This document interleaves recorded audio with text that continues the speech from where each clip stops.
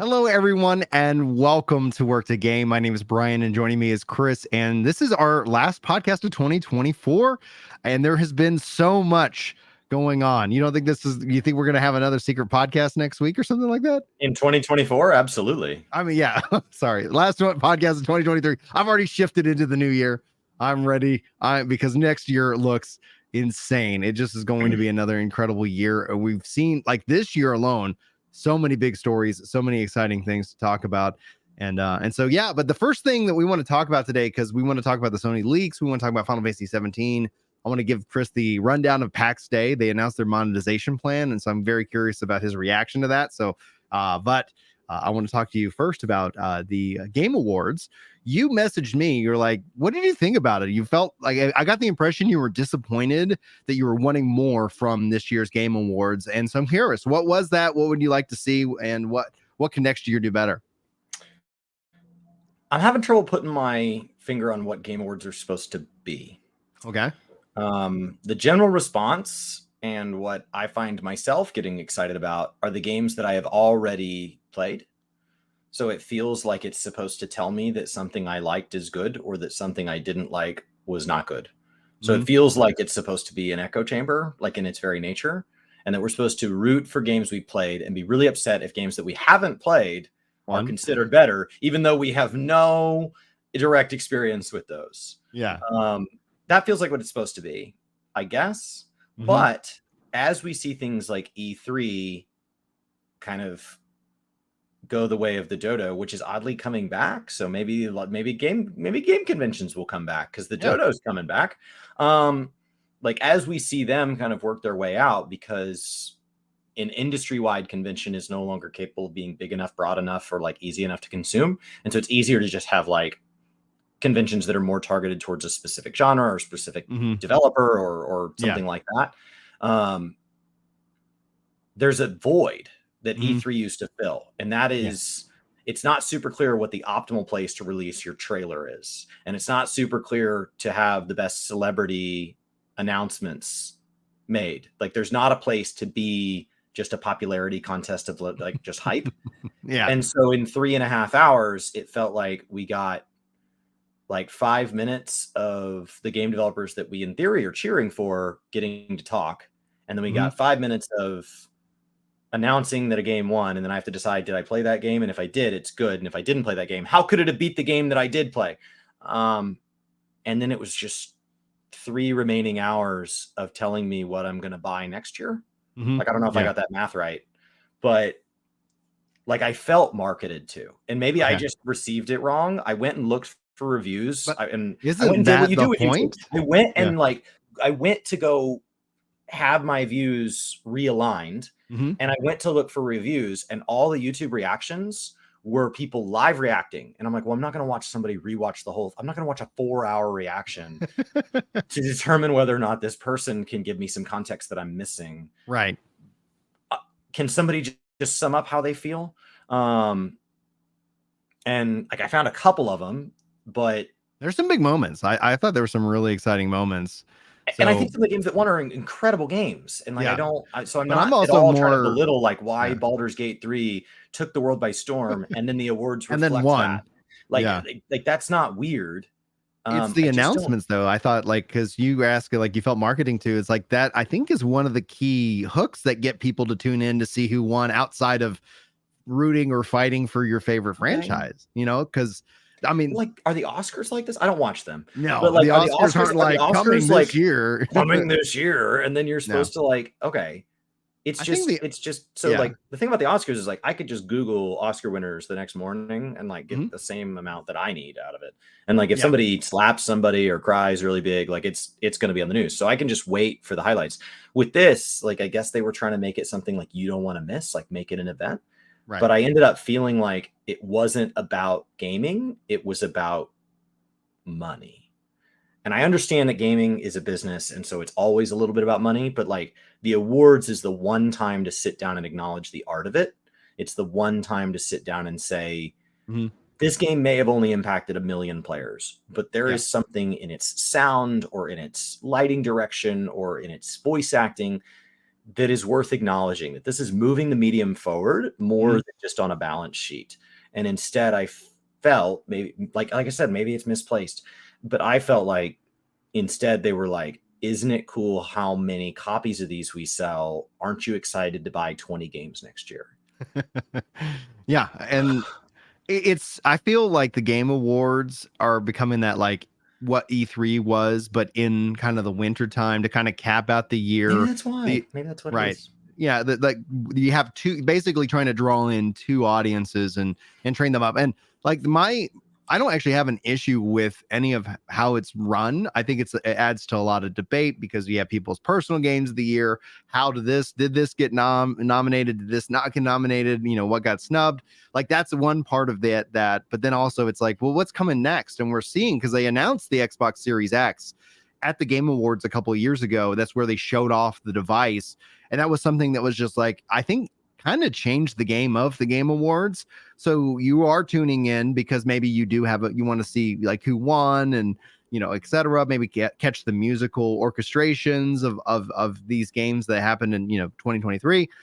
But also then you're like, what are they going to announce? And game studios and publishers have started to actually tease that. We've seen, you know, like how announcements are being kind of doled out across the year, and it ends up being a really good time. And for me, like the biggest takeaway, the biggest thing that I was like, holy crap, is Light No Fire. Did you see the trailer for that game? Did you see the announcement as a part of your journey through the Game Awards?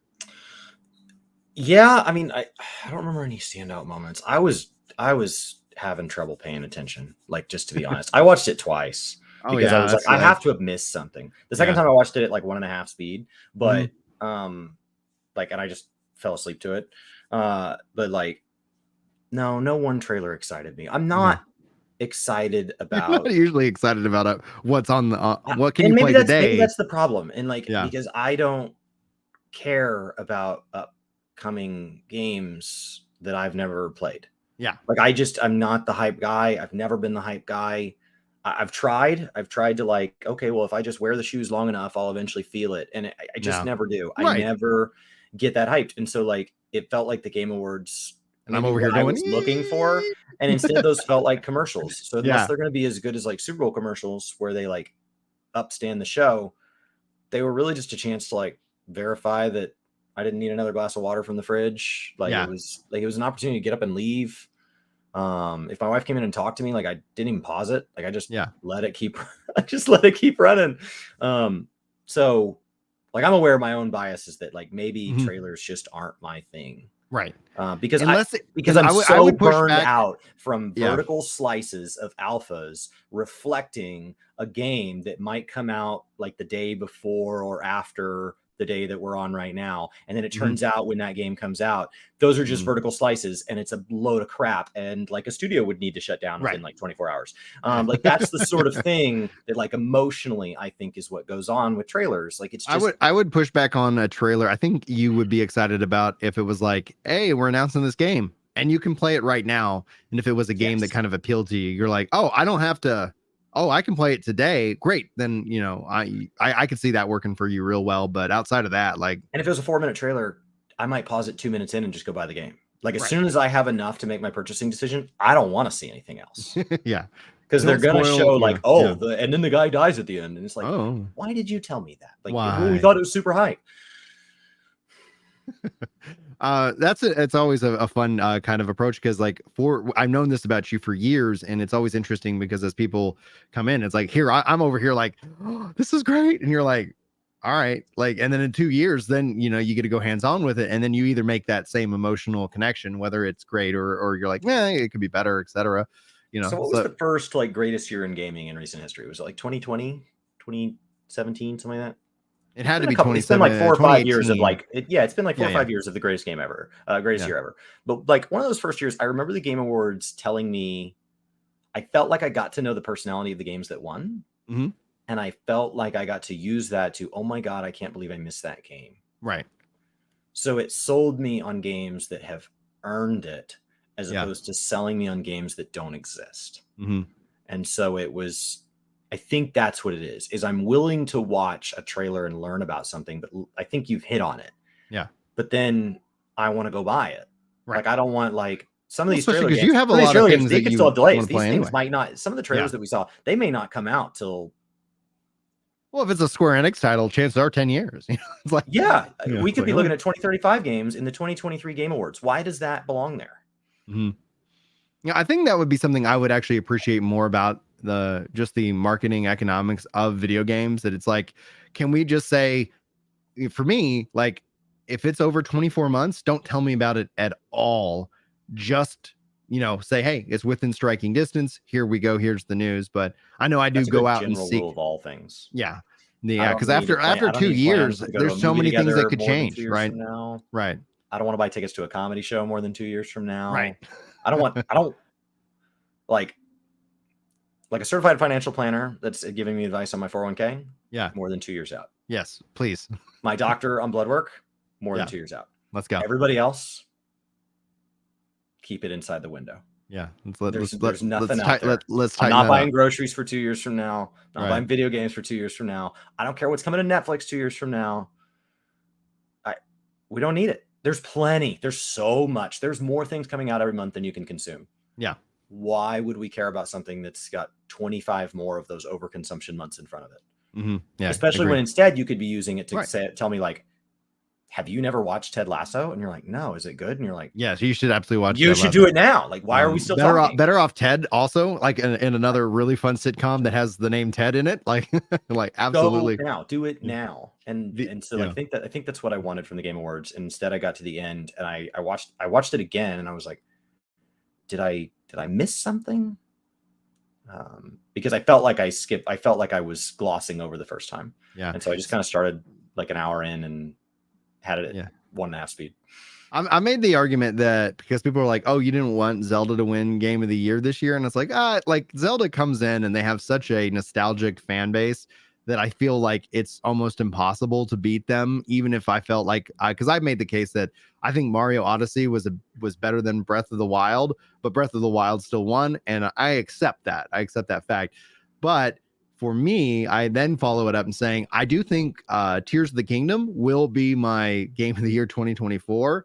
It just obviously depends then, what comes out next year, because like I don't get to play every game in the year. And I held off personally because I wanted to play Tears of the Kingdom on the Switch too. I didn't want to hack, around the Steam Deck to get that 60 frames a second gameplay experience. And so I'm just kind of waiting for Nintendo to refresh their hardware before I sit down and pick up that game. And so I'm looking forward to next year, because even if the game doesn't come out in the year that I play it, there's, like you said, there's so much in the backlog. There's so many really good games that I might have missed, and I've been able to take time to play them, and been, playing through Elden Ring.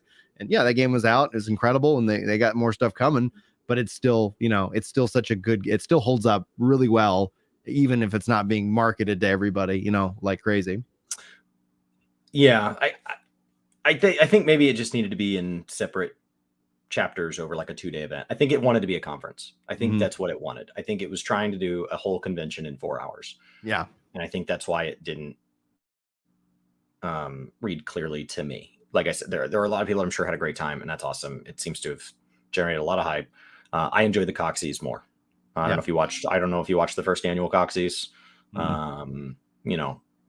Jesse Cox was able to secure Jesse Cox as a host. Gave some really delightful awards, like the goodest boy to the best pet, and most polygons in a butt, and just other pivotal key moments. But what I found with the Coxies was it was a chance to reflect back on both moments that I remember and moments that I maybe missed, and now want to go Google, because like you noted, like I could go consume those now. Like if I missed something, it's like, oh well, let me I just think award shows should be backward facing. Like rather than forward facing. Like, let's not give awards for things that haven't happened. And so why is it even at that show? So like, it would be a great time to play trailers to games that came out over the year. Maybe that's fair. Maybe every nominee gets to play a trailer. Maybe, maybe remasters that have re-released and they don't get a lot of marketing. Maybe they can be at Game Awards, but they're out. So like, maybe it is product launches, but it should be things that I just think it should be more retrospective. Now, Izzy writes, how many years ago was Elder Scrolls 6 teased? I think this is a perfect theme. But before we jump into that, I do want to say thank you to Anarchy for their tier 1 sub for 30 months over on Twitch. Really appreciate y'all's support. And as just kind of a show note, if you guys are watching on YouTube, be sure to hit that like button, subscribe, check out the audio version of the podcast. And I am highlighting that this gives me a feature to star various different comments. So I am reading her comments and starring them, and I'm going to bring them up like Izzy. You just might not see it right away because I see so many, Ace talking about Light No Fire, and I want to talk Chris about Light No Fire as well as the Sony leaks and more. But back to Izzy's comment, it was years ago, and it's not even going to come out for more years. I think Fallout had just released a phone app. Yeah, I believe those were in the same Bethesda announcement. We felt at the time the announcement was good because they announced an Elder Scrolls mobile game, and then they also went on to announce Elder Scrolls 6. And that way it communicates that we're not making that full rush into the mobile environment, which is a big fear that people, from just the cost to profit ratio, mobile does 2018. 2018. Yeah, exactly. So it's been that's easily 5 years, and I would probably venture to bet that it's probably 3 to 4, maybe 5 years away from releasing. Who knows though? We'll have to really wait and see how that kind of teases itself out. Now, Ace writes, I'm looking forward to Enshrouded and then Light No Fire. The thing that stood out to me about Light No Fire, Chris, and if you haven't really paid attention to that trailer, it's done by Hello Games, the creators of No Man's Sky. Now, No Man's Sky, they have put in tons of work into that game, and people feel like No Man's Sky 2 is ingrained into, it's just that evolution of this game as a service out for 10 years. Light No Fire, instead of taking place across a wide universe of, infinite planets, essentially, is actually one full-sized to scale planet. And it has fantasy RPG style elements, building, it looks like crafting. Yeah, and flying with dragons. And it's just like the thing for me, and I've seen some pushback from, some people online who are like, well, No Man's Sky had problems at launch. This is going to struggle too. And it's like, at the same time, you look at Baldur's Gate 3 and why that game received so much enjoyment is you had Divinity Original Sin 1 and 2 that they really refined their craft and then were able to deliver on it. I think that while Light No Fire might have some issues at launch, the team I know that the team ain't quitting. That the team isn't going to be like, well, we had a small setback. We didn't anticipate X, Y, or Z happening. And well, the game shut down the day before style. No. They ain't quitters there. And I think that's really something that tells me I want to experience that at launch, even with the chaos, because I know that the game is going to persist beyond that. And so I'm really kind of curious about it. Now, the question is will it be fun? We'll have to wait and see. There's no way to tell that from a trailer, but it looks freaking cool. It looks like it's right up my alley. If you don't think it'll be fun for the first year, then buy it later. Yeah. Wait till the great thing about these games is they don't get more expensive. Yeah.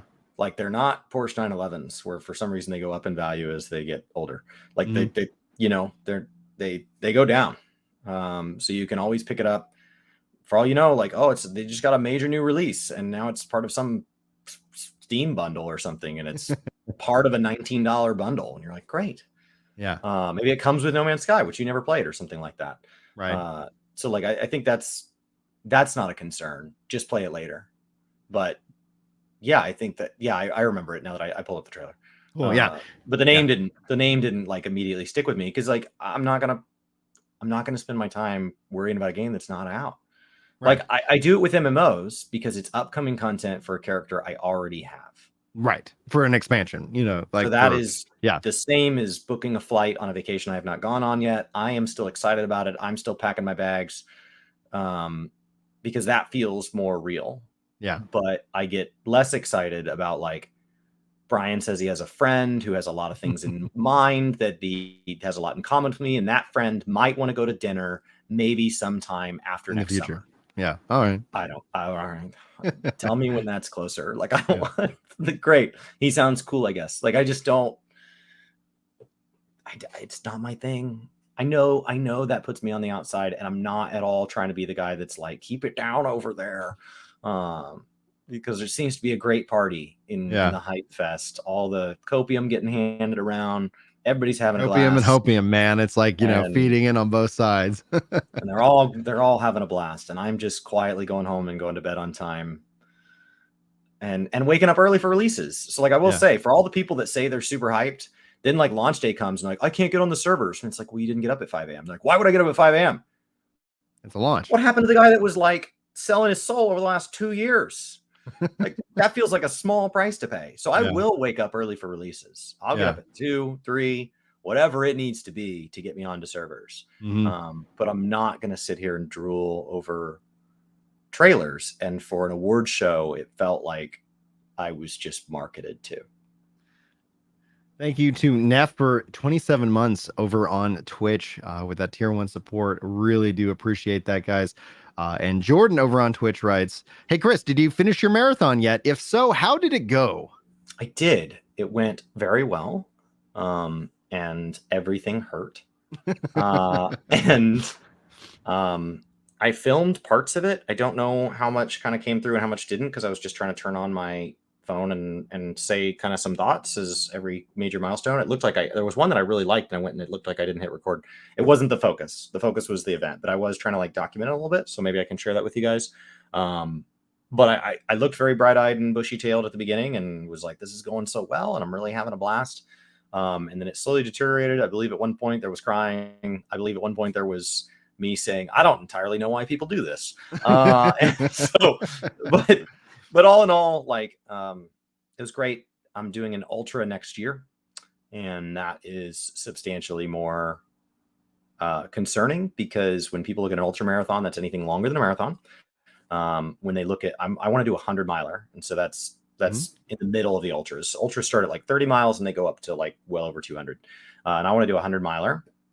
And I've seen people phrase that as 4 marathons back to back. Yeah. The first 3/4 of a marathon was not after 18 months of training. When I started, I couldn't run a mile, but after 18 months of consistently training, not saying I'm training, actually training, the first 3/4 of the marathon was not hard. It was absolutely fine. It was a training day. I'm not saying I wouldn't have rather sit on the couch. I have yet to hit the point where I enjoy running. So people tell me I'll eventually like, oh, you got to really love running. I'm looking forward to that day. But the concern is that it deteriorated rapidly over the last quarter. The last mile was like the most physical pain I've ever been in. And it's not 4 of those in a row, because 4 of those in a row would imply that then I get to go through the first 3/4 again, which was really not that bad. It's 74 more miles of that last mile and probably worse. So that's a little concerning as I look to the future for something I want to complete next summer. Good luck with that. Now, let's talk about the recent Sony leaks, because there's a couple of really interesting insights. Obviously, it's unfortunate. I mean, it wasn't just leaks. It was they got hacked, they got ransomed, they didn't pay the ransom, and so then they dropped a lot of these assets online. And so while I have not gone to look at, nor will I show any of the gameplay footage from the Wolverine and more, what's really interesting in terms of what they're thinking about in terms of their plans and really where they go from here. Now, today I made a video talking about one of those ideas that they're floating around, and it's that for Spider-Man 3, if you haven't seen the numbers, Chris, their estimated budget right now for that game is $380 million to make Spider-Man 3. That means in terms of their break even, they have to sell like 8 or 9 million units to break even. And then after that, that's when they become profitable. Here's the thing they're thinking about doing. They're thinking about either splitting that up into 3 games, interestingly enough, part 1, part 2, part 3. And my first thought was Final Fantasy VII Remake, all right. And overall, the cost would be somewhere around $150 or more for quote unquote Spider-Man 3.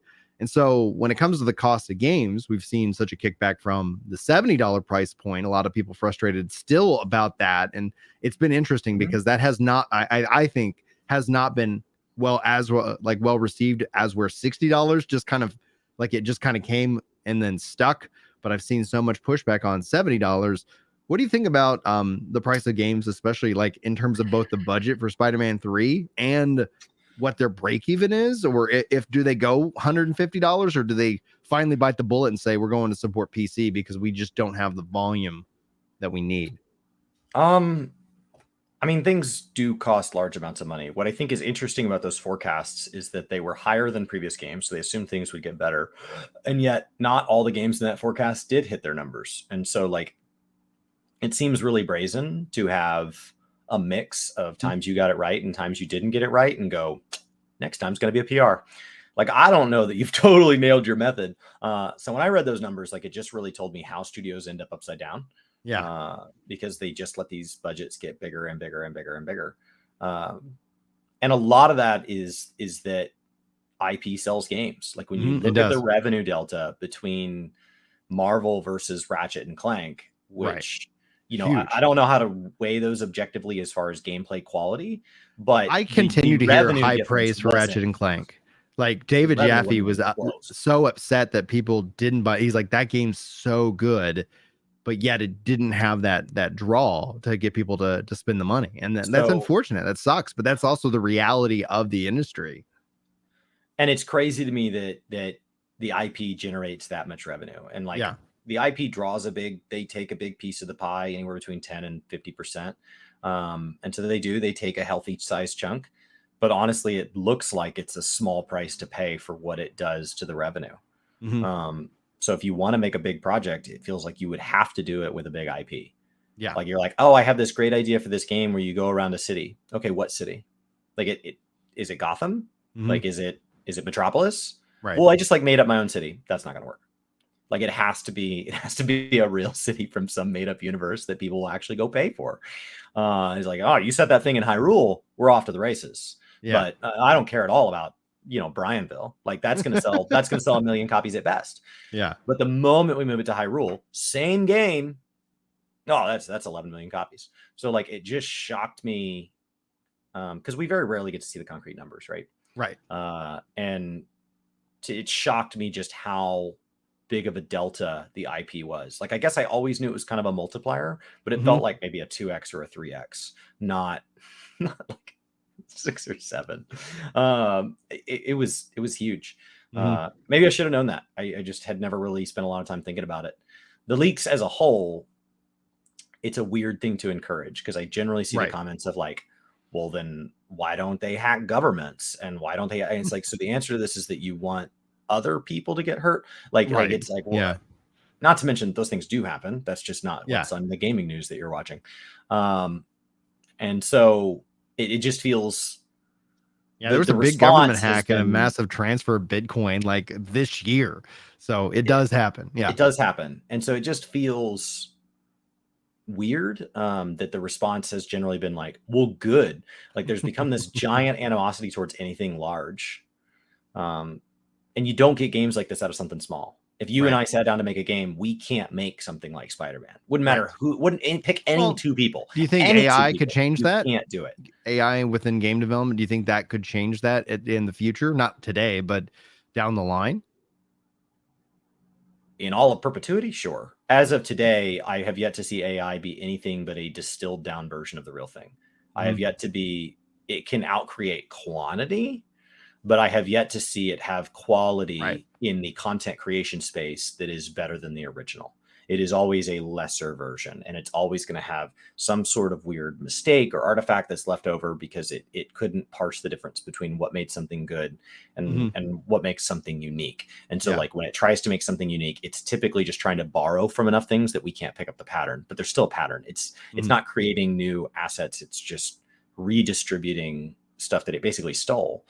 So I have yet to see AI so far be anything but like those old, you remember the compilation channels that became like a really big thing for a while, and they were just like, oh, here's the 10 greatest things, and they were just grabbing like 10 images from people, and there was like an AI voice describing like they were polluting YouTube for a bit. They're still, I mean, it's we've just seen that with streamer highlights where that became a real question about like, okay, you're just repurposing content, you know, like, and we saw that with like Lulu.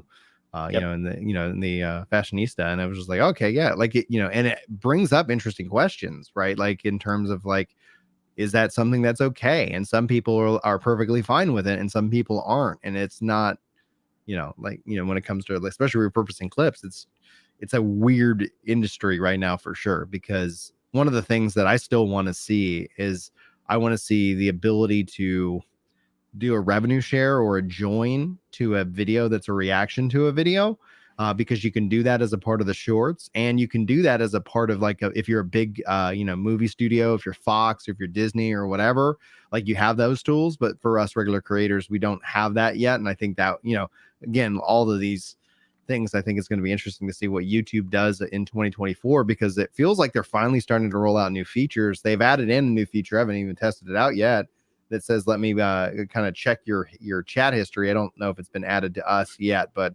working on it. Could be really powerful across the board. Yeah. You could have like if you do a charity stream, can you just automatically have the ad revenue for the life, or a charity video? Can you just have for the life of that video? 5 years from now, I don't want to deal with it. 5 years from now, it's just as long as that charity has that bank account open, it just funnels the money into it. Yeah. Off. And then when you get your 1099 at the end of the year, it just tells you how much went to your dot whatever, so that you can make sure you're following your taxes correctly. Like those are the sort of tools that like it could fundamentally change all sorts of things. We're just not there yet. And that is not to not recognize how far we have come. Like recognize that back in the day, like radio and TV, there were only a handful of people that could do it. And publishers for music have been this instrumental role, and their piece in the industry has gotten smaller and smaller, but their revenue share has in many times gotten higher and higher. And we're starting to see people circumvent it. And some of that's been taken on at the large scale by really big artists like Taylor Swift, who's just like taken on enormous risk and had enormous success as a result. But there are also a lot of like you can self-publish your own book now. You can self-publish your own music now. You don't have to have access to these publishers. So now publishers have to better show their value. They have to show that they're going to be multiplicative. They're no longer just a gatekeeper. They have to prove that their method is better, which I think is good. Like they're definitely there. There can be industry experts that help you along the way. Yeah. But it can't just be like, well, you're not allowed in without paying the toll. We've gotten a lot better at removing that. That's just one element where content creators haven't quite caught up, and it's resulted in some bad behavior. I want to switch topics because I want to talk to you about Final Fantasy 17, obviously unannounced. But it has been announced 2 things, and it was interesting because they announced 2 DLCs for Final Fantasy 16. One that dropped at the Game Awards. Thought that was interesting. I was like, oh, that's a really cool move. And then one for the future. And it started to set up this idea in my mind that I was like, oh, is Final Fantasy 16 going to kind of have a similar kind of trajectory that Final Fantasy 14 has, where they're like, yeah, we're going to release these new chapters leading up into Final Fantasy 16-2. But then it was announced that they've also disbanded the development team of Final Fantasy 16 to go work on other projects. Makes sense. That obviously then moves the question into Final Fantasy 17. What is to come next? We know Final Fantasy 14 is going to be long going. I think a lot of people speculated that Final Fantasy 17 would be another MMORPG. Do you feel like that's going to be the case? What do you want and what do you expect from it? And I know that you are working your way to start playing Final Fantasy 16 at some point now that you have it and a PS5. Yeah, floor is yours. I do think that there's a very real chance that Soken is the future of the name Final Fantasy music, and that Yoshi P is the director long term, at a larger scale. He's just in charge of Final Fantasy. So regardless of what project needs to come next, the fact that they can jump within the name Final Fantasy, they can jump genre from MMO to single player and still crush. That's astounding to me. Like that was always a risk. And there were a lot of people that were ready to give them credit for that the moment they announced they were doing it. And I said, please be careful with that, because then what happens is if Final Fantasy 17 had been an average game or even a bad game, there would have been all this resentment towards them, like they somehow screwed us, when all that would say is, hey, maybe they're just good at the one thing. But it turns out the response has been astounding. So it would be interesting to see them kind of move into that role and then be co-developing Final Fantasy 17 and 14 at the same time, and then 18 and 14 at the same time. I think you're more likely going to see them now Square Enix saying how many revenue streams can we get across these guys, and less how can we double them down on MMOs. So I think this makes it, in my opinion, less likely. The financial success of 16 makes it less likely that Yoshi P gets put in charge of another MMO at the same time as 14. Yeah, because that I think just you seems get like more money seeing, well, can he make the world's best mobile game? Like how many talents does this guy have? Like we could just like, why is he not making everything? Like if it turns out he's good at everything he touches, we should diversify him across every possible demographic interested in the words final and fantasy.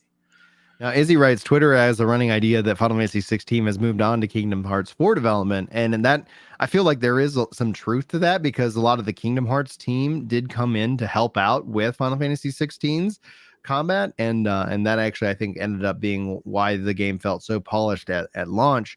For me personally, I was just a little bit bummed. I was like, oh man, it would be really cool to see, because I haven't finished the story, that it's like, oh, if they do take this as an offline Final Fantasy game, where in Final Fantasy 7 Remake, they've broken that up into chapters. It'd be interesting to see, like, what would that look like if, like, every 2 years you're like, hey, here's the next major chapter in the story of Final Fantasy. At some point, just like the problems with Final Fantasy 14, like that picture is complete. So there is like an upper limit of, like, you got 2,000 hours of a game. You want to make sure that people are able to step into that game. But for me, though, I'm still just kind of curious about the state of Final Fantasy as an MMO in the long term, where we're seeing lots of investment in the engine for World of Warcraft. And I think essentially that's going to be the play that they end up making. And instead of seeing 17 as an MMO, 17 will probably be another single player, story driven, That's strong. Right. Wow, and that's then really strong. Right. It does, especially with Chris Metzen at the helm, driving the narrative of the next 3, chaptered expansions that are telling this bigger story. I think that will end up, it'll be interesting to see. I think, though, for WoW, I would still think that more console support, like that has to be a conversation or some kind of destination along their pathway, because at some point you're the only one that's not in that space, and it just might seem odd, like do you set yourself up in 10 years to be like, yeah, this is the one game that you're going to go play what's easier. But time will tell for that, for sure. Now, WoW monetization is an interesting kind of pivot into this next subject. Pax Dei monetization has been somewhat announced, detailing out kind of their plans. It sounds like that they are considering going with a subscription model, which I think complements a sandbox, because you're not going to have the volume of players that you would with a theme park MMO. So you're going, like, your impassioned players are going to want to have that. Your land, they don't have the full details, but in terms of the land and the buildings that you build in the world, they'll have to have some way of reclaiming that. So if you unsubscribe, it has a very Final Fantasy 14-esque feel, like you got a house. Maybe I'm not going to unsubscribe, so that way, when I come back, I don't have to, like, I found the perfect spot. I really like where I'm at. And I watched some responses to it. I read a bunch of comment sections. I went off and read something on Reddit or Discord or somewhere about it. Yeah. Everybody that says that's a good idea describes it like it's a new idea. It's not. Yeah. Everybody that says, and that's totally fair and reasonable, and you can just walk away at any time. Oh, you've never played Final Fantasy 14 then. Right. Like people don't play, and they hold down the and sub. Everybody that's okay with optional subs, they don't reference, and it works really well in ESO because everybody says it's optional. It's not optional. All it is it's an option to have less than other players. That's the option. Right. Yeah. It's like, yeah, you have a subpar experience versus sub. Right. You have the option to play a worse version of the game. The other thing they're floating. Yeah.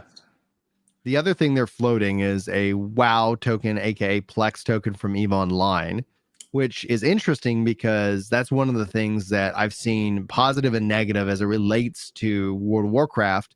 And as somebody who's never bought or sold a token in World of Warcraft, I've seen, especially when WoW was in its lowest moment and people were just bashing on it, seeing a lot of people come out and talk about how the WoW token is the bane of that game because it makes the game pay to win. I'd be curious as to your thoughts. I think both the WoW token and Plex token came in after the fact, and the fact that they're designing this game with that in mind is curious. And I'm wondering if you're pro about that or con about that, with considering your history with WoW and being able to make tons of gold in WoW. I've also played with Plex. Yeah. And so now the devs, I think there are devs from both teams, the Eve and WoW. And so like, that's why they make references to it. So it's not like they just picked out of the space. And I watched some reviews that were like, people seemed okay with this. It's a very dangerous road to slide down. Yeah. I find that in lateral games like Guild Wars 2, the money component is there, but it doesn't feel like it's the shadow over the entire thing. As you move into more vertical progression like World of Warcraft, it is now a shortcut up the mountain. So it has more to do with the progression system. It on its own is not good or bad. It's just saying we make a lot more money when there's a running chainsaw in the room. Is that dangerous? I don't know. I mean, it's definitely not less dangerous. But if the running chainsaw makes you more money, great. But like Guild Wars says, the running chainsaw sits in this machine that holds it. It's fixed and it sits here. And and you can, if you want, you can walk up to it and you can place a log in a machine that will lower it over the chainsaw. And WoW's like, there's just people with chainsaws. Like it's, and so there are people that are getting ahead because of the WoW token. It's chaos. And it's because of their gearing system. Right. And so they're saying, well, it's all real crafted items. We're not directly selling power. Who cares if it's indirect or direct? Like I used to very much believe there was a difference between indirect and direct. But gamers are plenty savvy for the fact that we all call each other idiots and morons. We're pretty good at finding the quickest access to be the best. Yeah. And so you can say, well, you've got to convert it into a triangle and then slide that through 2 squares and then carry it up the mountain to be the best. See, so it's indirect. Great. And people will just optimize that route and it's the same thing. Yeah. So building a game off of that, I think, is incredibly dangerous because once you let that money in, the one thing about the WoW token and the Plex system that is definitely true is it will never be taken out. Yes. You can't get rid of it. You can't undo it. It's too much money. Well, and that it's money like people is going say to, they shouldn't have Fantasia potions in 14. They should just let us do that. That's the number one selling item it's on their the number one revenue generator. Yeah. I think more than the subscription. You know, like when you start to think about it, the subscription just adds that kind of that hook, right? Like, hey, I pay $15 a month. I need to make sure I'm checking in on that game.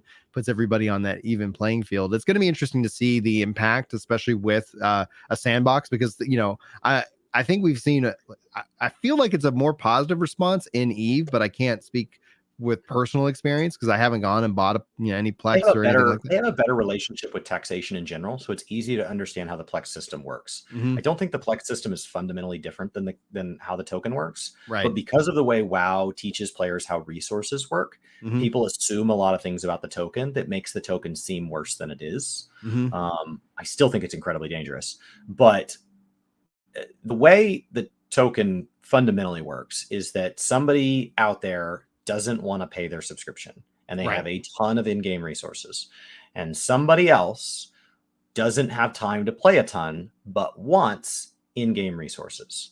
So it's just RMT sanctioned. So I take my gold, a little cut of that for the legitimately earned, and I basically put it on an in-game auction house. Effectively, it's done more like a commodity market where it's following a trend line. You're not directly, it's not like I bought exactly Brian's gold or something. So somebody said, I'm willing to sell this and this is what I'm going to get for it. And so you're putting gold on the market and then I'm putting subscription time on the market, and like a commodity market, it's constantly balancing, just like the pricing on like a rideshare program or something like that, as opposed to directly selling gold, which would be wildly inflationary, where it's just printing money out of thin air. This is actually pulling gold out of the system because there is a tax component to both these. The person's paying $20 for a $15 subscription, and then the token is having a tax taken out of it.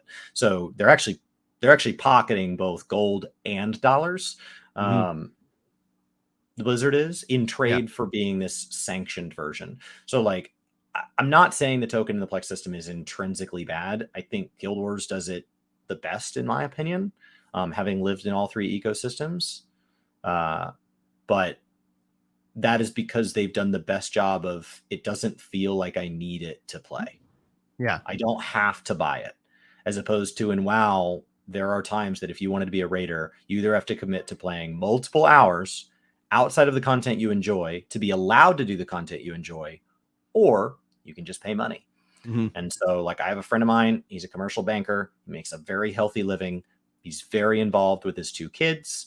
And after they go to bed, he has a couple hours a week that he plays video games. Mm-hmm. He makes a lot more money than I do. And so he buys WoW tokens. When he plays WoW, every expansion or so, he'll jump in every couple of years and he'll do a single raid tier. When he does his single raid tier, he buys enough tokens for all of his consumables. He just treats it as a $50 to $100 a month sub and doesn't care, because $100 to him is a worthwhile change so that he can spend those hours that he should be farming with his kids. Mm-hmm. And that's it's just a cost of it. Just like if he were to go out to trivia night at the bar and spend $50 on a bar tab, he just views it as an expense. And it's why he doesn't play WoW all the time. He's like, it is expensive. So I play one raid tier and then I'm done for a year, 2 years, 3 years. And then he comes back and he does one raid tier. Mm-hmm. And he just treats it as a cost. And so, like, the WoW token allows that player to exist. But that means that the game developer is now incentivized to design a system where he can't just raid. Right. Like that's better for WoW. Right. But that's also then, like, what is the MMO? Because if you just won the raid, like Diablo 4 basically could offer, like, there are other style of games that could offer that raid like experience without all of that excess persistence online that the MMO essentially 14 does. Right. 14 doesn't need a token to raid. Right. Your total raid consumables is a very manageable number. Mm-hmm. I'm not saying you don't have to do anything outside of raid, but compared to WoW, it is a substantially smaller investment over substantially less weeks. So a game without a token was forced to design a raid system that players would enjoy. A game with a token said, if you don't like it, give me money. Yeah. So there you go. Like, as long as, again, like, I think it's going to be interesting to see how it plays out with Pax Dei specifically, because unlike WoW, Pax Dei is targeting the sandbox MMO that, like, kind of this survival-esque, like, there's, lots of grind, there's lots of danger there, it's that social experience is what the developers say and target. And for me, like, when I look at that, like, that's attractive to me from a gameplay perspective, but from an industry perspective, it's not the popular option. And so we were talking about that, having played the alpha, like, what kind of model are they going with? And it's like, for as much as I think the subscription model is not the future of the MMO, like, I think a sandbox has a kind of a level of exception to it because of its population. It's not going to have 50 million players playing the game. It's going to have 200, 300, 500,000 that are playing it, and you want to have that cost so that then developers don't have to incentivize, cosmetics and all these other monetization systems. So it's always going to be an interesting thing. That's going to be something I'll be following along as more and more of the information comes out, because I like what I've seen in Pax Dei. Like, it is an Unreal Engine 5. It's gorgeous.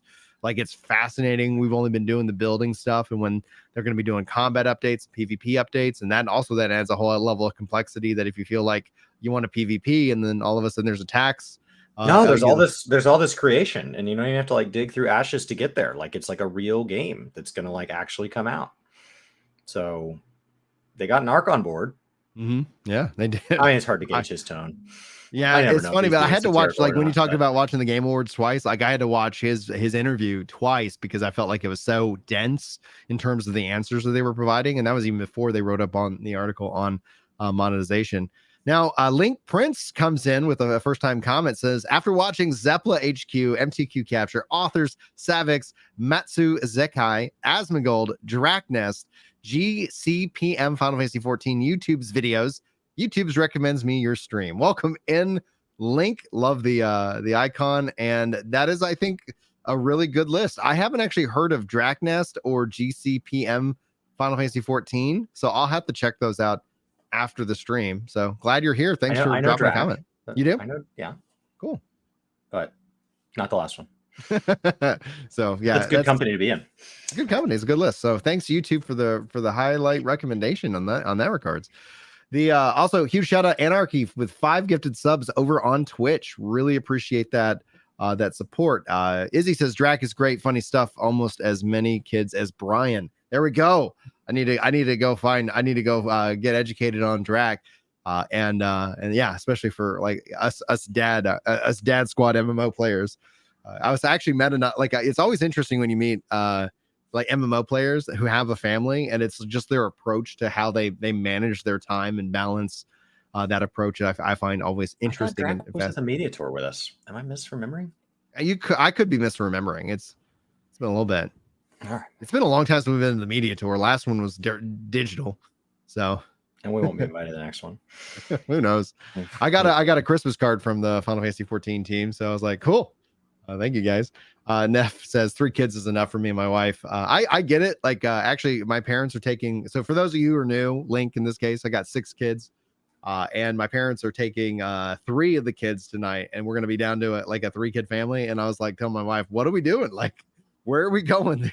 It's so easy to move. Like if you have to ever move 6 kids to any location, moving 3 kids it's so easy. And so we always kind of laugh when we find ourselves, with a little assistance in terms of that, the kids and more. We thanked Anarchy and we welcomed in Link. I want to give you some updates about New World because it's another game that we share in common. It's been an interesting year. I think the year ended with a whimper rather than a bang.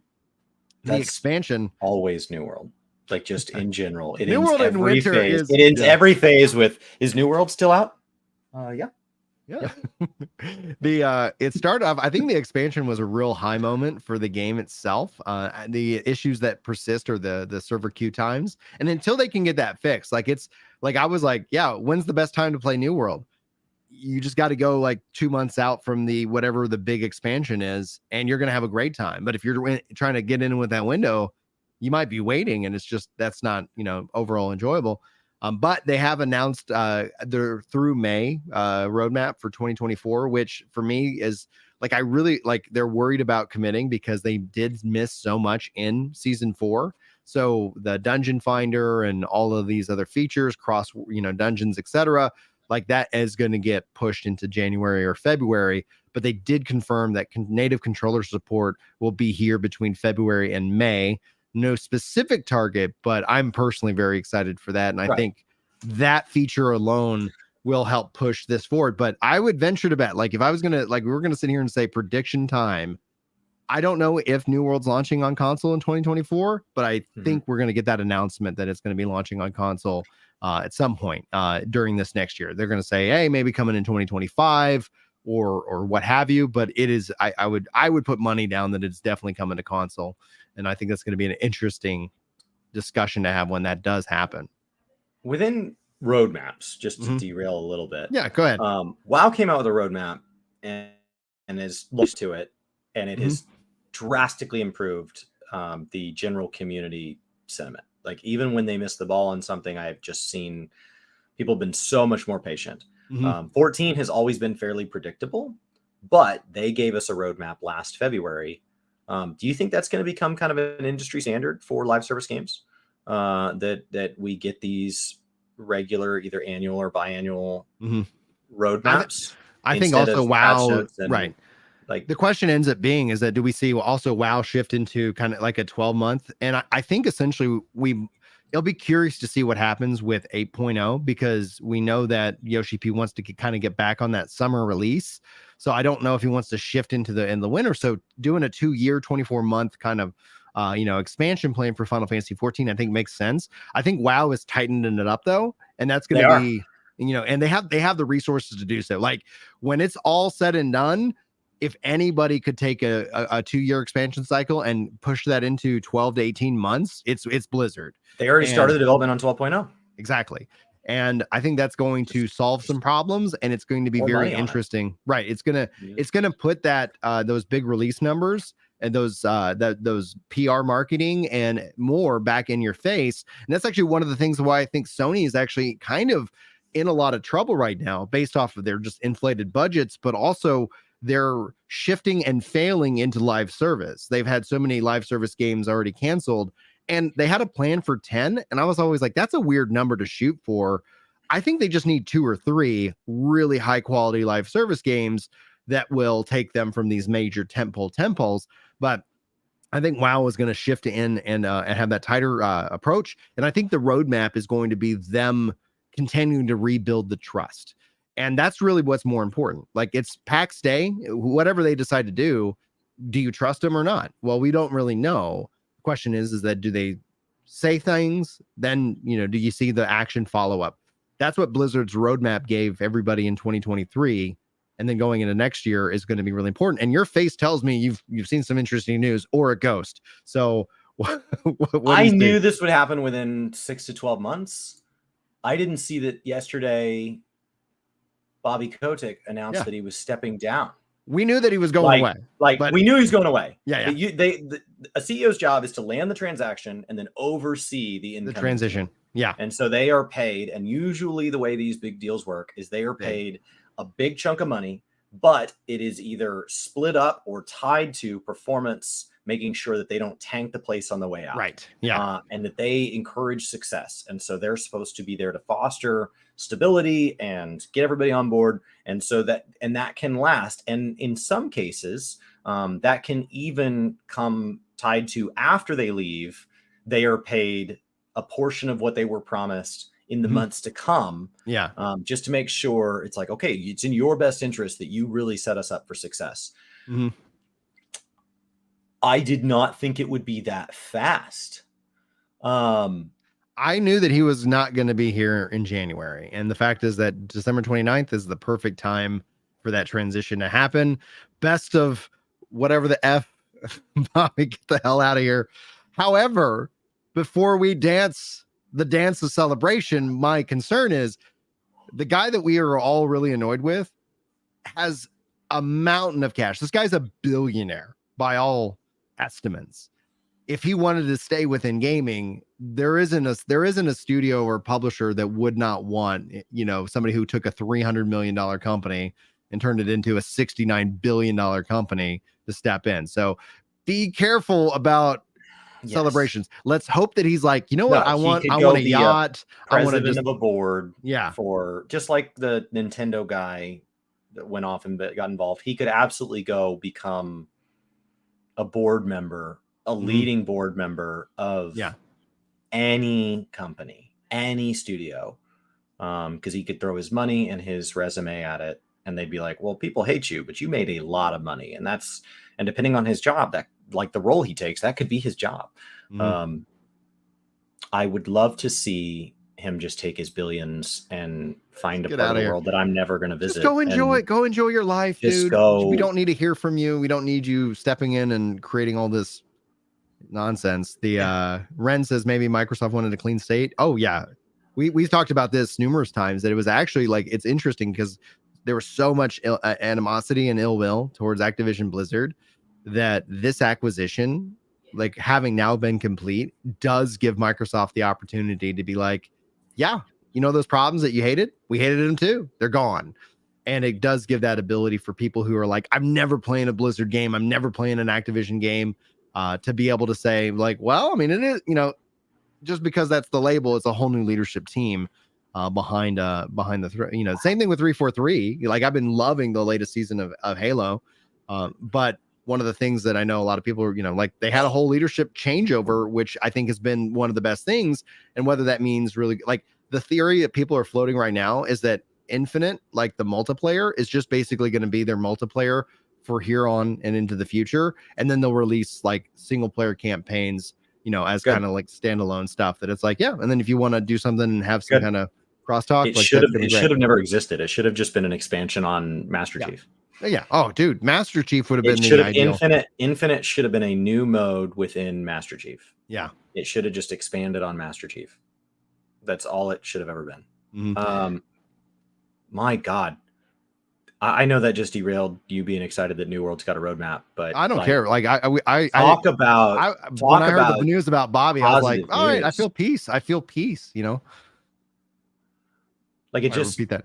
I just emotionally felt like we wanted to be done with him for so long, but he just he just had keys, so he just kept coming. He He's owns just a roommate the you hate. building. Like, yeah, he said he's gonna leave, but like he's got keys, and I don't know. He's bigger than me. I'm just waiting for him to leave. Like, I know he's leaving, but don't make him mad. So I'm just like, he really has turned his keys over. Yeah, he put the last of his stuff on the porch. I'll be polite as he gets in his car, but I cannot wait for him to be far enough away that I can't see the taillights. Yeah, I'm not holding my breath yet though, because it really just depends on what he wants to do. And when you have that kind of money, a place where people don't know gaming, and they're like, Bobby's such a nice guy. Great, great. Go be a member of whatever club that is. Yeah. Izzy writes, Bobby is a great businessman that knew how to squeeze and screw over the players to increase profits for the stockholders, and that will be the nicest thing I'll ever say about him. Neff says, just to point out, just because Bobby's leaving doesn't mean the new person in charge of ABK will be just as bad or worse. And I honestly think the people that they put in place, I've been following them, for a long time. They're competent, and they're also gaming first. So the CEO of Blizzard, like, I've been a fan of his for a long time. And I don't really know, like, there's another person that's overall in charge, but Matt something, or forgive me on his name, but we'll see. And I'm not worried about that, and I'm not going to sit here and spend time. Bobby's not a devil kind of guy. There are people out there that it's like they're not all bad, so maybe it's the devil versus the devil you don't. With Bobby, it's like newer is always better. Like, I just I don't just leave. It's been too long. Like, it's not like, well, maybe Bobby will change. Like, it's 40 years of the same crap. So just be done. Just be done. You made your money. Without you, Activision wouldn't exist. And so there is some positive in that. Be done. Be done. Please I'm ready be done for something new. Just be done. And like, I really hope that he's not like, it's like, oh, now Bobby's in charge of Square Enix. See, that's a risk. I don't know. A pile of money and a pile of people. He can buy up to 10% of Square without any intervention, but after 10% within the Japanese market, like, he'd have to have it approved by the government. But then he also has enough money that the government officials. He's not going to be spending his own money. There's going to be people that want him to continue making money for them. Yeah. He made what he made, remember, as a piece of the action that he made for even wealthier people. Right. So he's made a lot of people very happy, and that gives him a lot of power. Right. So, how old is he? I don't know. I'll let you look it up. That's I was like, he's been doing it for like a while, 40 years. But I didn't think he was like where Jim Ryan is retiring, and we're seeing, different, shifts within the Sony ecosystem. Like, I just was like, oh, he's 60. Yeah. So he might have an itch to screw around for 5 more years or whatever, or more. He just, at some point, you got to think, he seems so much older than Phil Spencer and Mike Morhaime. Yeah. How old is Phil? 55. 55? Man, shoot.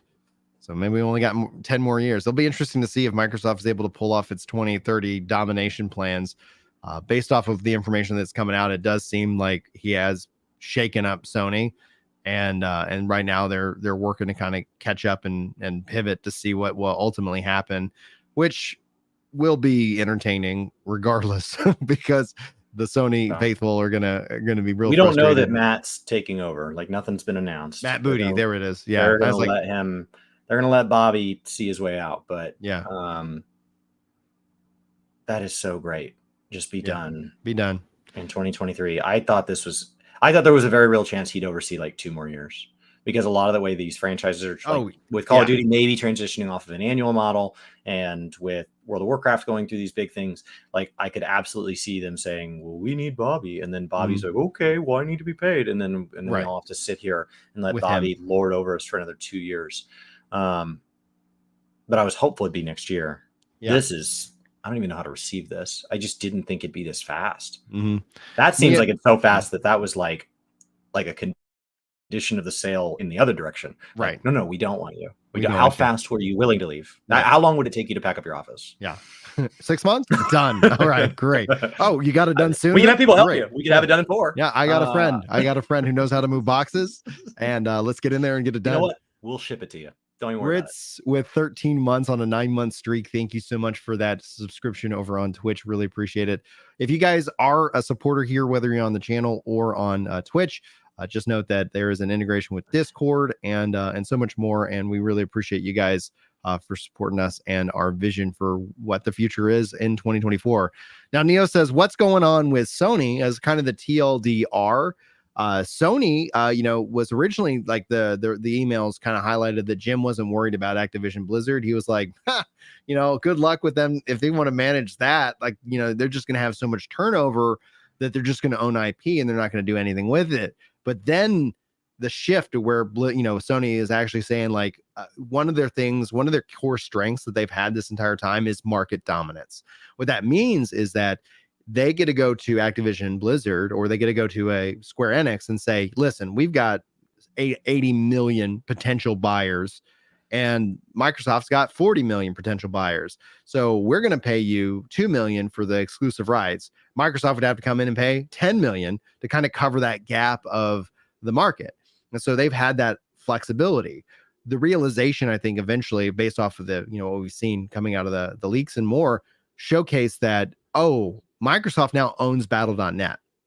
Microsoft has tried to buy Steam, that they wanted to be in that market. But I think that what you see now and the realization is that not only do they have mobile with King, but they also now have Battle.net. And I venture to bet that in 2024, Battle.net becomes their PC storefront for all of their PC Game Pass games. And then all of a sudden, not just to compete with Steam, but to compete with that market dominance where PlayStation will no longer have the ability to come in and, offer that, because Microsoft can say, hey, we can not just give you 40 million, Xboxes as opposed to PlayStation's 80, but we have 200 million devices, that are ready to go, that we can stream these games to, that we can have this PC storefront. So that's the industry shift that's happening. And then you have Sony floating that they want to think about charging $150 for video games. And then you have Microsoft Game Pass. And so those two things are vastly different, and they're going to be vastly different to see. So I don't know who's going to win in the grand scheme of things, but I tweeted out a picture of kind of the Blockbuster logo, but it said PlayStation. And it's like PlayStation, like they're going to have to pivot and pivot hard. I don't know if it's going to work out for them, but it's going to be interesting to see. If we look back at the beginning of this console generation, yeah, Phil Spencer said that he believed he was competing with Google, Apple, Amazon for people's eyeballs, that PlayStation was not his biggest concern, that the big streaming giants and the big multimedia giants were his bigger competitor. Yeah. And Sony came out and said, people don't like backwards compatibility. People love being trapped in an ecosystem. Mm-hmm. And everybody cheered for Sony and, on that side of things. And everybody cheered for Xbox on that side of things. And there was two very distinct camps, both thrilled about what they hear. What we're seeing is that Phil's vision is more aligned with the broader market once you get beyond the fan base. Right. There was cheering on both sides, but that cheering is 5%, right? Mm-hmm. There's a bulk of people that I meet at work. They're like, oh, you play video games? I play video games. I'm like, really? What do you play? And they're like, yeah, I bought an Xbox like 5 years ago and I have like one game for it. I don't know when I booted it up. Yeah. That's a huge chunk of revenue. Those people, they buy 1 or 2 games a year. They don't watch live streams. They don't watch YouTube videos. So they're not labeled as fanboys of either side. They don't get super passionate.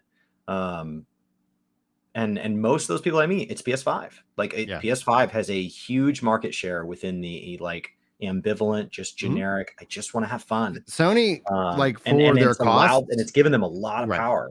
Well, and it's also I feel like Sony's really earned the reputation of quality games. They're willing to spend. They're willing to let a game take another 2 years to release so that it is a well done game. I think that ends up and can be a double-edged sword. Because then all of a sudden, if your quality starts to dip, then the reverse, snowball happens. And then all of a sudden people, are shouting, from the rooftop that no, it's because when you look at 2023, like everybody's, the meme is Xbox got no games. And then 2023, it's like, well, they got actually, Xbox did really well this year. 2024, people are kind of curious about what it's going to look like for Sony. Colin says, if game prices go from $80 to $150, I believe that we'll see another market crash in video games.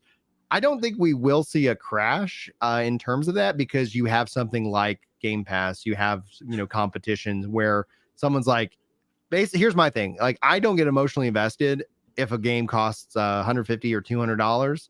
If it's just too expensive, I just go play something that isn't. And I have such a library of games because I'm very fortunate that I don't have to sit here and worry about that. Chris is a little bit blurry. I've been in and out today. I'm in and out today. Where does the $150 number come from? Is that a real leaked number? Yeah, it comes from their documents, but it also comes in terms of them. I just assumed it was some hyperbole. I didn't realize that was like a direct. And like the point that I made earlier is that $99.99. Right? Like, why would we not stop at some nice? They're talking about breaking it up. Like, that's where, like, hey, Spider-Man 3 is now going to be Spider-Man 3 Part 1, and then Part 2, and then here's the multiplayer component. And in theory, those are full featured games, right? Right. And so, like, you don't get mad at God of War that they didn't just come out with one game that ties into Ragnarok, etc. No, you're not. This is already happening, and Square Enix is doing that with Final Fantasy VII Remake. They're breaking that up. They're splitting that across 3 different games. Who knows? Maybe more. They could be like, this is so profitable. Let's keep this train rolling. If people are willing to pay and experience that's why the team broke apart. They're like, we don't want to get trapped in this, because you hear about that in some of these franchises where, like, it's a real thing with the development. Smash Brothers is one, for example, where he just couldn't step away. Right. Where something trying. Is just so profitable and they just get trapped. Yeah. Thanks, guys, for the 11 likes on the stream, by the way. I really appreciate y'all's support. Pyrel says Microsoft's trying to monopolize gaming because they aren't willing to pay like Sony is for exclusives. I think that Microsoft doesn't want a world of exclusives. I think essentially the reason why they don't want to pay for that is that they knew this lawsuit was coming up. They were looking at their 10-year plan, and their plan is to put games on PlayStation. Their goal stated is they want Game Pass on PlayStation. The only way I can see that happening is a concept called leverage. You need a massive ton of leverage to where people are like you're not going to sell any PlayStations because we literally have everything else, and that's the risk. And I don't want that future. I want them to sell in PlayStations because I want competition. But I think Microsoft really just would rather just have games. Sony is very good at buying individual titles, which is the strong play. Right. But that's how they short term. Yeah. But in the long term, Microsoft is like, yeah, but if I get Microsoft behind me, they're not really interested in me buying one game, but they will let me buy studios. Right. And then they just buy the whole source. That's worked out well for Sony. In their absence of live service games, is to have those exclusives which drive those media points. I don't know that buying Bungie was a success for Sony. I don't think, based off of everything we're seeing, it is not.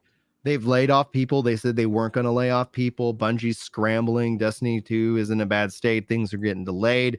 There's threats that Sony might come in because they haven't hit certain metrics and take over the board of Bungie. And the morale is absolutely super low and unfortunate. And in the long scheme of things, I mean, I hope they can turn it around. I think Bungie's an interesting studio, to say the least. And I think when it's all said and done, they built a really good game. And I really hope Marathon ends up being a really good game, but I wouldn't be. Oh, hey, Chris is the haze is gone. Now you can see his smiling face clearly. But yeah, so people, and then Cavian says people buy PlayStation for exclusives, not because the hardware is so much better. The thing, though, is that is, I think, the old model. The new model will be that if, just like PlayStation and Nintendo, they have their exclusives, let's say they keep that model and they do not multi-plat, people are going to buy them for the exclusives, and then they're just going to play other games. And so those are going to be the thing, like, that's my Nintendo that I played my Nintendo game on, and then I play all the other games everywhere else. And it's like, and so that it just gathers dust. And that model, and the thing that I push back and I try to educate people on, that model of selling PlayStations, the reason why those exclusives don't have microtransactions and stuff is because they get 30% off the sale of other games. So if that goes away, their business model, it crumbles. And that's where you're starting to see, increasing in prices and so much more. I can't say that that's going to happen, but if they're not selling third-party games, like Nintendo doesn't sell third-party games, but that's why you don't see Nintendo lower the prices at all. Like it's a rare holiday if Nintendo puts a People discount are like, on one of the games. So now that there's a new Zelda game out, can I buy the old one cheaper? No. No. They had a sale tab on their website, and I couldn't figure out how to use it. And I think it's because nothing was on sale. Yeah. Every once in a while, they have little indie games that feel like they're $10 off, but like it doesn't discount the same way that I could go pick up an old PlayStation game from effectively a $5 bin. Yeah. Now, what's interesting here is Izzy puts out Xbox, Halo, Redfall, Starfield, Sony, God of War, Spider-Man in terms of quality. I think that's a good debate that gamers can have, but to kind of highlight in terms of numbers, Forza's exclusive. Forza dominated. It may not be your Starfield. I think game. was really high quality. Now, when you play Star Citizen, it really kind of highlights that it's not the best space sim for sure. But in terms of an RPG, it's Fallout in space, and I never enjoyed Fallout for its theme. However, to push back on quality, like the games move, they make money. Halo making money, Redfall made money, Starfield making money. That's the power of Game Pass. You can have that library and their willingness to continue to support. I know Redfall got a lot of hate. It's a fun game. Like it's a fundamentally interesting game. And it's broken. There's things that it drives me nuts, like drop in, drop out multiplayer not existing. Like there's things that it's like, this is 2023, guys. What's going on? But then the team, obviously had to work through COVID. So I was like, I can give dev, understanding and, credit in certain ways. But yeah, it's a weird thing because yes, God of War, Spider-Man, absolutely higher in quality than Halo, Redfall, and Starfield, easily. Monetarily, that becomes like, well, Sony spent an insane amount of money to make those two games. Microsoft made okay games, and they made millions of more dollars. Like it's just and over not just one time, but every single month.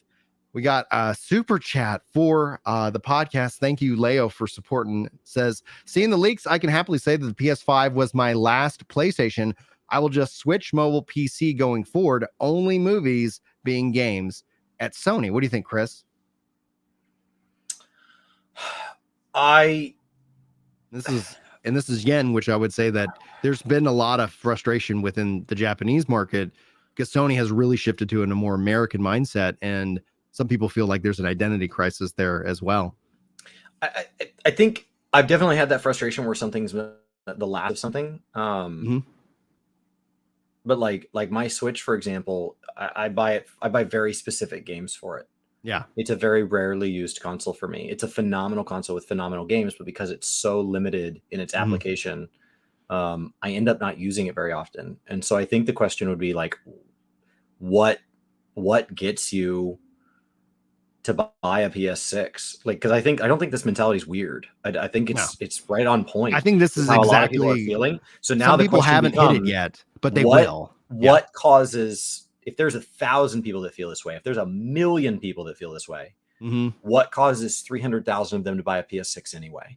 Is there anything that Sony can do? Brand loyalty, big, and so is there something they can change? Because the PS6 isn't coming out tomorrow. So like, what can they do within their course correction to shift that? Because it almost feels like they have an animosity towards their fans sometimes, with a backwards compat with their view on like, you don't own anything. You never technically do with digital, but like the terms that say you can't sell your PS5 games, even the physical ones. Not like no one's out there enforcing it, but that was recently like re-brought up or rediscovered or discovered. Feels like it's who is it that owns D&D? Wizards of the Coast. Wizards of the Coast. Yeah, they did the same thing. They went through this whole phase where they just decided like, our fans are petulant children and we hate them. And like, that's not a good long-term relationship. Like it has to cut both ways.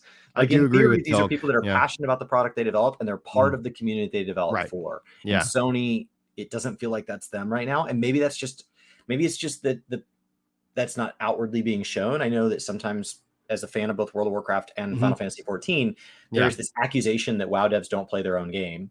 And there's this immediate trust that all Final Fantasy devs do play their own game. Yeah. And that is a perception. Like in reality, there are probably Final Fantasy devs that are maybe on a break from 14 for maybe extended periods of time.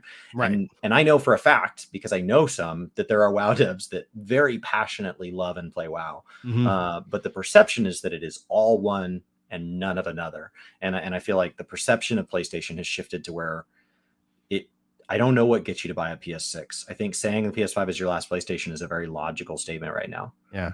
I agree with Tilk saying maybe certain games need to become cross-platform. And I do think that like it's either they raise the price or they figure out a way to get more people to buy consoles, or they go to where the people are. And that's the thing. That's when I see the diehards saying like, no, like that will be the death of PlayStation. Instead, I look at the handheld market where the more cross games that are just playable in more places, we've seen a massive amount of investment in handhelds where Nintendo has had that on lockdown.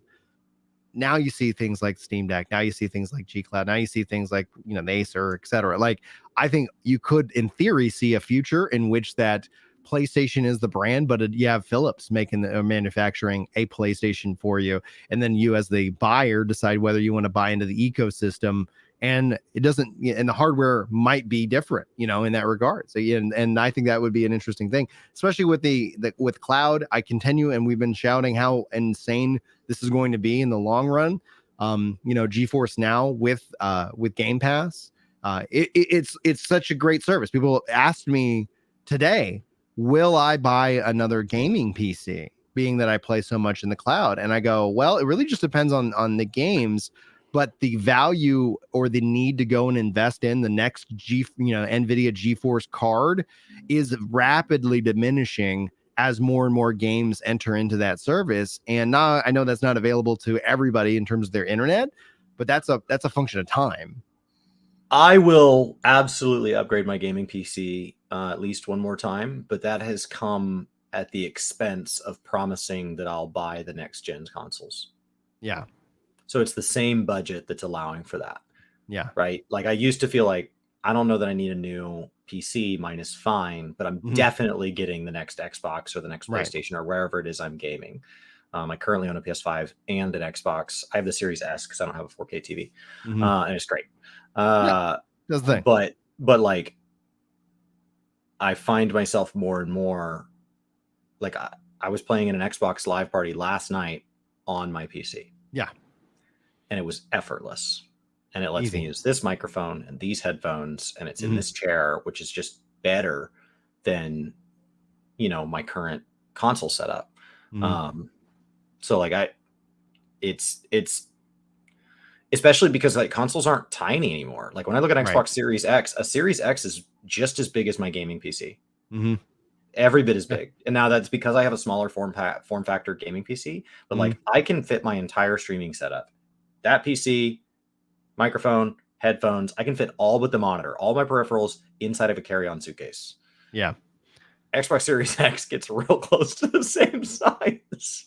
Well, it's much smaller than the PS5. My PS5 it's chunky, you know, like it is a big device. And even the slim model. I bought a mini fridge when it arrived. She's like, "Oh, did you get a fridge?" No. Now, Ren says PS Portal is probably Sony's test of the viability shifting to the Portal gaming market.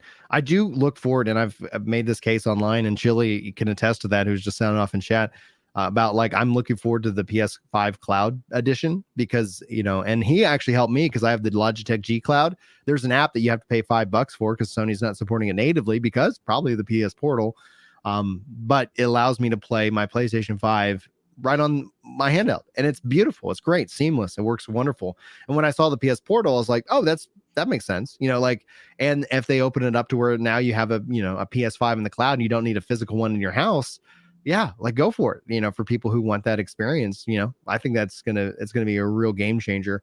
I think what PlayStation's doing with their cloud version though is much better than what Microsoft has done so far, because Microsoft it only lets you play the games that are in Game Pass and not the games that you own and have licensed, you know, through the service. So GeForce Now is actually better than I think xCloud. So it's going to be interesting to see how that plays out. Chris, you got any final thoughts? We went a little bit long today, but I appreciate you hanging out with me. Long. I'm hungry. Yes. I did my run right before this. Good. So no, I feel better talking about my Feel on the Game Awards, and it feels like we're moving into a generation where all levels of gaming are doing well. We're seeing single player games do well. I feel like MMOs are doing well. Yeah, it's a good end to 2023. Mm-hmm. Yeah. And then as we sign off for 2023, thank you all so much for being here. Welcome to everybody who's been new. Be sure to hit that subscribe button and like if you haven't already. Lau actually is saying that Game Pass is actually popular in Japan. That's what I keep hearing. Cool. It removes so many issues and barriers in my mind. It's Netflix for games. It's Netflix for games. It's fantastic. Yeah. It's fantastic. And it's gonna I wish it was Microsoft a little easier to search. Yeah. It's not really any harder to search than Netflix, but like sometimes I'm like, I want to sit down and play. I have 3 friends. Here's the kind of games we like. Mm-hmm. Help me. And I don't know what I need. I don't know if I need like an AI power version of Clippy that's like, helping me out. But yeah. Yeah. So anyway, guys, just wanted to wish you guys a Merry Christmas, Happy Holidays, Happy New Year. We'll be back in 2024. And thank you guys so much for joining us. Thank you, Lau, for your support here as the Super Chatter. Thank you to Liz, Riz, Anarchy, Neff, for your support over on Twitch. I wish you guys all the very best, and we will see you in the future. And we'll see you in a year. See you guys next year. But until then, take care.